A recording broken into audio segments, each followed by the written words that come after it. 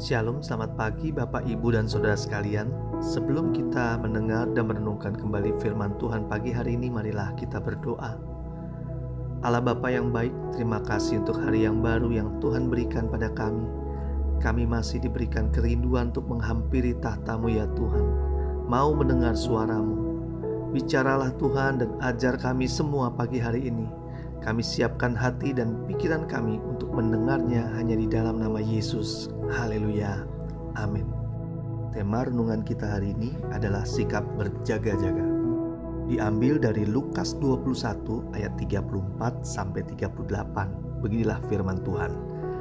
Jagalah dirimu supaya hatimu jangan syarat oleh pesta pora dan kemabukan serta kepentingan-kepentingan duniawi, dan supaya hari Tuhan jangan dengan tiba-tiba jatuh ke atas dirimu seperti suatu jerat, sebab ia akan menimpa semua penduduk bumi ini. Berjaga-jagalah senantiasa sambil berdoa, supaya kamu beroleh kekuatan untuk luput dari semua yang akan terjadi itu, dan supaya kamu tahan berdiri di hadapan Anak Manusia.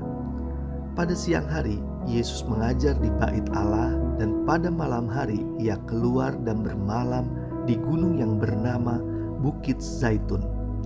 Dan pagi-pagi semua orang banyak datang kepadanya di dalam Bait Allah untuk mendengarkan dia. Saudara yang dikasihi Tuhan, contoh sikap berjaga-jaga adalah menggunakan helm saat berkendaraan. Helm merupakan peralatan yang wajib dimiliki dan digunakan oleh pengendara sepeda motor. Helm adalah alat untuk melindungi kepala dari benturan yang mungkin saja bisa terjadi pada saat berkendaraan. Dengan menggunakan helm, kita mengurangi resiko, terutama benturan di kepala yang sangat berbahaya bila terjadi kecelakaan yang tidak diinginkan. Begitu pentingnya, sehingga pemerintah juga mewajibkan para pengendara bermotor untuk memakai helm kemanapun mereka pergi. Jika melanggar aturan tersebut, akan ada sanksi hukuman tilang yang akan diterima oleh pengendara yang bandel dan tidak mau memakai helm. Sekarang ini banyak jenis helm yang memiliki desain yang unik dan menarik. Maka itu banyak yang membeli helm baru, bahkan mengoleksinya. Namun, helm yang harus dibeli tetap harus menyesuaikan dengan standar resmi yang ditentukan, yaitu helm SNI, agar kualitas keamanan dan kenyamanannya telah teruji dengan baik. Satu ketika saya pernah naik motor bersama istri saya di Pamulang. Saya memang baru kembali lagi naik motor setelah belasan tahun tidak menggunakan motor.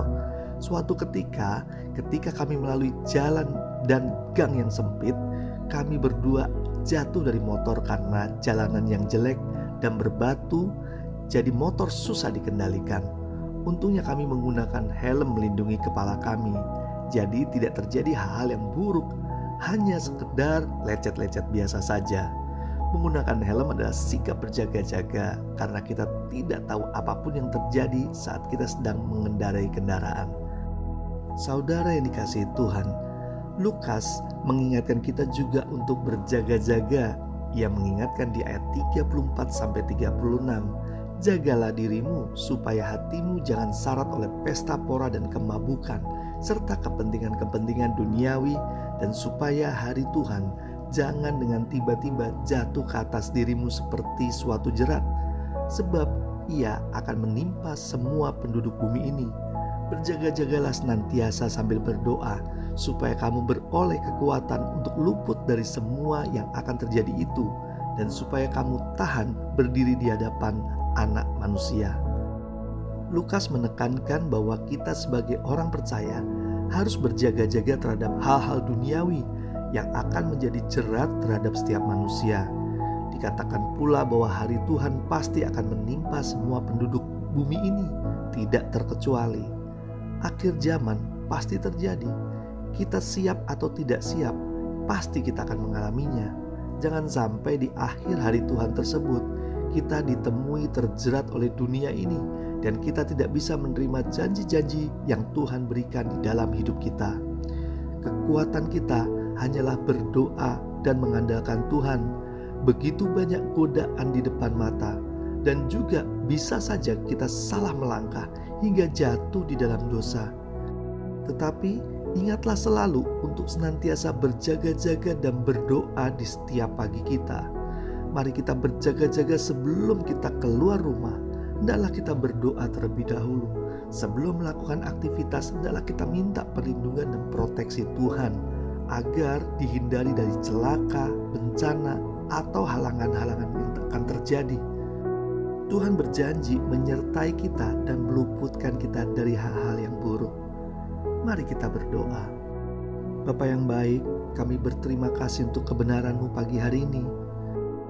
Kami sadar bahwa hidup kami harus senantiasa berjaga-jaga sambil berdoa, supaya kami memperoleh kekuatan datang dari Tuhan untuk luput dari semua hal-hal buruk yang akan terjadi.